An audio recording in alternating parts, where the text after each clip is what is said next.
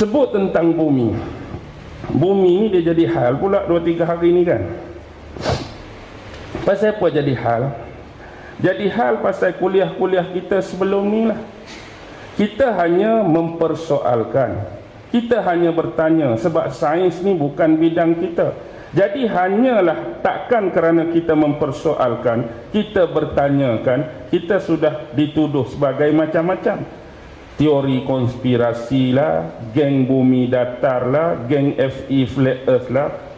Seingat-ingat saya lah, secara jujur, dalam kuliah-kuliah saya tak pernah membincangkan bab teori datar pun, tentang bumi datar pun.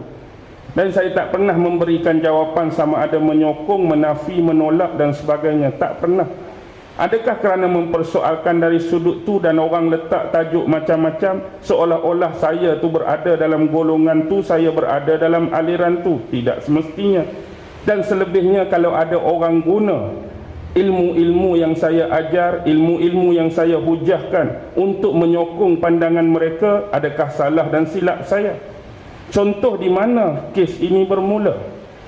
Sebagai contoh, bila kita selalu cerita bab Bani Israel, bila kita cerita bab Bani Israel ni, selalu ada keterkaitan dengan kisah Bani Israel yang dibawa oleh Nabi Musa dan Nabi Harun ni. Bila sampai satu tahap, mereka nak masuk bumi Kanaan, bumi Palestin yang Allah janjikan.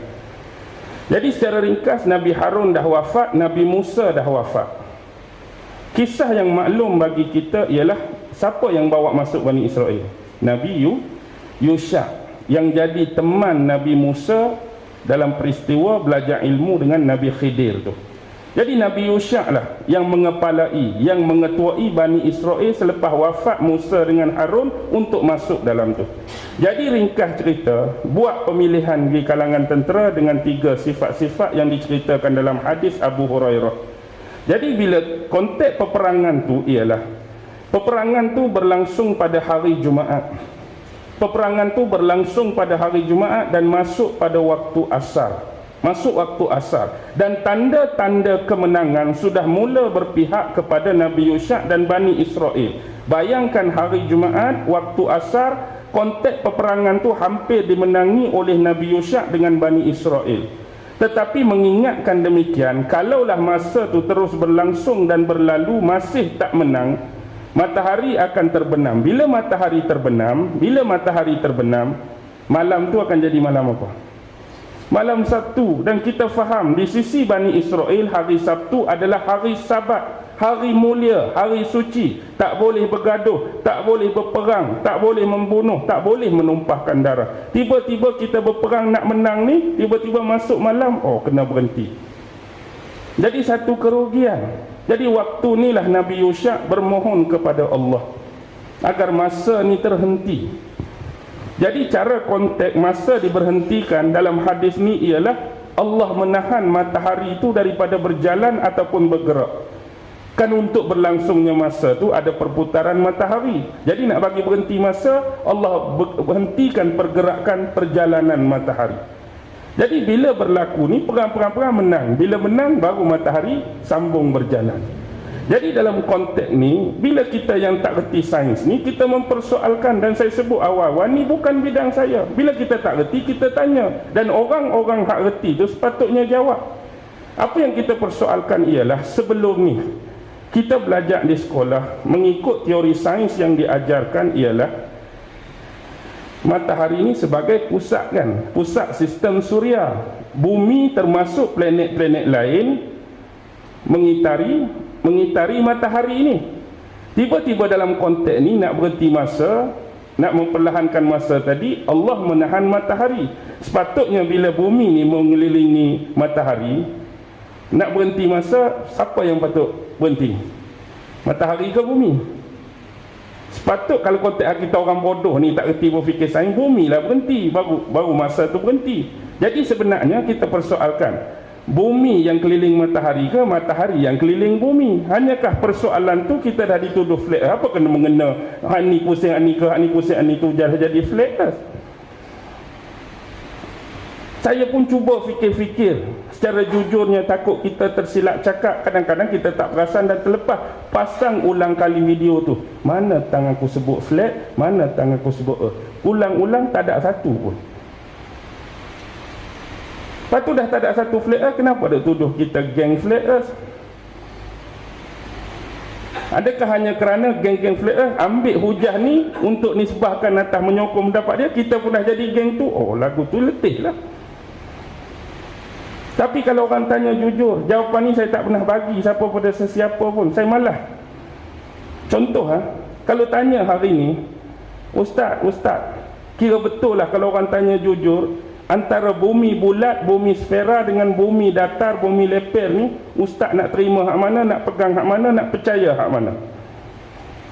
Saya secara mudah, kalau nak jawapan saya cari yang paling sederhana, yang paling boleh diterima oleh akal. Hari ini saya boleh kata yang bulat pun saya terima, yang hamparan, yang flat pun saya terima. Macam mana boleh dua-dua lagu tu? Boleh tak nak kata dua-dua? Okey, sekarang tengok betul-betul kenapa saya kata dua-dua. Ni pemahaman sederhana saya.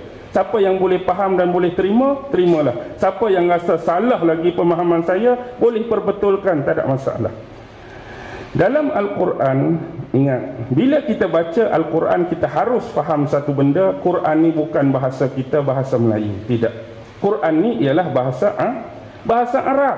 Jadi untuk memahami sebenar-benar kalimah, perkataan dan pengistilahan, untuk memahamkan ayat-ayat, kita kena belajar bahasa Arab. Dalam Al-Quran ni, bila Allah berbicara tentang penciptaan alam semesta, Allah selalu guna dua frasan. Satu, Allah guna kalimah khalaqa. Satu lagi Allah guna kalimah ja'ala.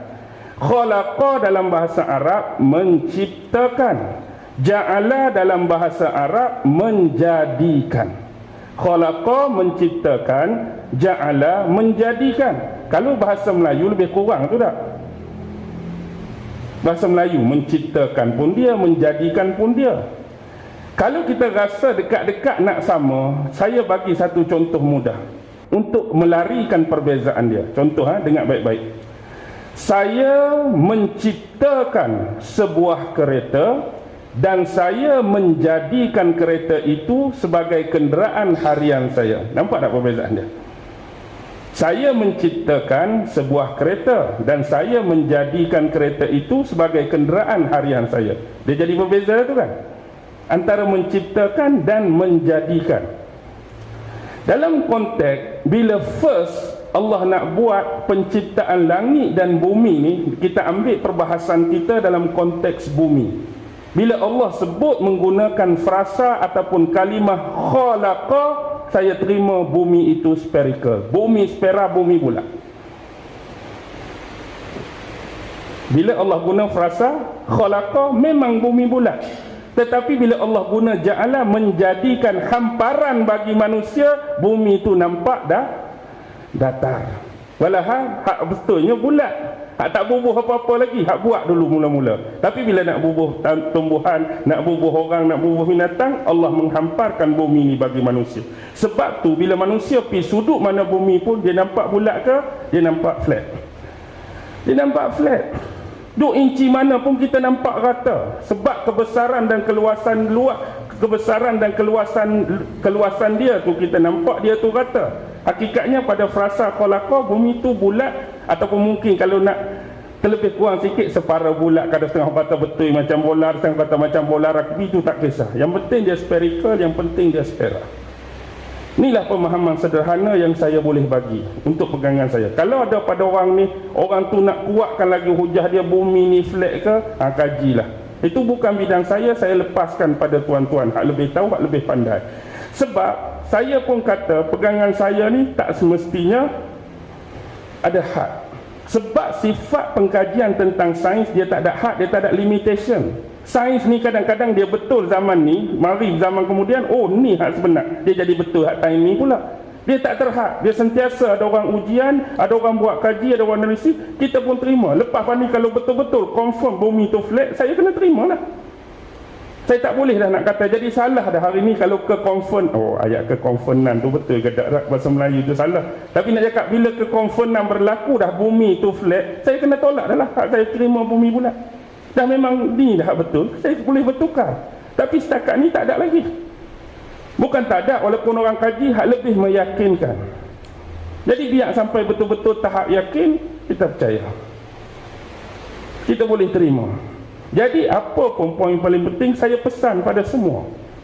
Saya kata benda ni bukan satu kepentingan dan benda besar bagi saya pun. Dan kalau tuan-tuan boleh terima, hari ni kita duk bergaduh, duk berbalah, bumi bulat ke bumi spera. Saya nak tanya satu benda je. Kalau duduk dalam hak bulat, duduk dalam hak spera, semayang bang pun tak, apa beza? Kalau duduk dalam hak bulat ke hak spera, puasa pun tak pernah puasa, apa beza? Kalau duduk dalam hak bulat, dalam spera pun zakat pun duk lari. Orang duk kejap bayar zakat, kita duk lari, tak ada beza. Kalau duduk dalam hak bulat dan spera, hari-hari buat jahat, hari-hari duk fitnah orang, hari-hari duk kutuk orang, hari-hari duk buat kerosakan, apa beza? Bergaduh pasal bulat ke spera. Tapi kalau kita nak tahu juga, nak tahu lebih, nak tahu juga untuk keyakinan bulat ke spera, kajilah. Saya berhenti setakat ni pun dah cukup. Tak perlu bagi saya. Saya ingat, tak tahulah, mungkin orang kata terlebih pula. Kalau masuk kubur, insya-Allah lah. Kok malaikat tak tanya aku, ustaz bumi ni bulat ke spera? InsyaAllah tak ada lah soalan macam tu untuk saya. Dia nak tanya amalan-amalan kita besok. Jadi berlepas dirilah daripada tuduhan. Bila kita duk berkuliah, orang kata kita berteori, berkonspirasi. Kalau tengok kes ni, orang lebih awal berteori atas saya lah. Orang lebih awal tuduh saya lah. Saya tak kata apa pun, dia dah buat tuduhan awal. Sampai dia kata, ustaz tak kata pun, sikit lagi dia akan kata, sikit lagi dia akan kata. Tahu-tahulah. Allah, tak, orang ni macam-macam. Okey, boleh faham lah tu tak? Kita kadang-kadang nasib baik mak rakam ni tak? Kalau mak tak rakam, orang sini lah tahu. Lepas tu hak lain duk tuduh lagi ya. Lagu itulah dunia hari ni. Hak tu kata fitnah tu. Hak tak sampai ke orang, mesti berterusan. Hak sampai kalau mak tak rakam malam ni, 40 orang ni lah tahu. Lagu itulah.